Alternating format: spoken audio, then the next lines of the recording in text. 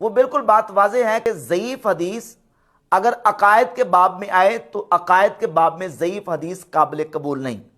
اسی طرح احکامات کے باب میں اگر ضعیف حدیث آتی ہے تو احکامات کے باب میں بھی ضعیف حدیث قابل قبول نہیں ہوتی، الا یہ کہ وہ احکامات کی وہ قسم ہو جو محل احتیاط میں ہو.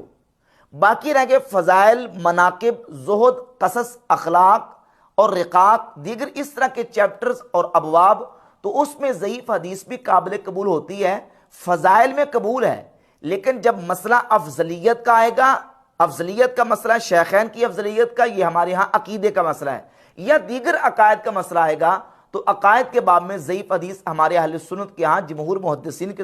نزدیک بھی قابل قبول نہیں ہے. بلکہ عقائد کے باب میں تو اجماع ہے محدثین کا کہ ضعیف حدیث قابل قبول نہیں ہے. باقی رہ گئے فضائل، مناقب، زہد، قصص، اخلاق، آداب اور رقاق وغیرہ. تو ایک عبارت میں آپ کے سامنے رکھتا ہوں، امام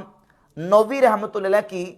کتاب الاذکار کے صفحہ 16 پر امام نووی رحمۃ اللہ علیہ فرماتے ہیں، قال العلماء من المحدثین والفقہاء، محدثین اور فقہاء میں سے علماء نے یہ بات کی ہے کہ یجوز و یستحب العمل فی الفضائل والترغیب والترہیب بالحدیث الضعیف ما لم یکن موضوعا، کہ فضائل اعمال میں، ترغیب و ترہیب میں اگر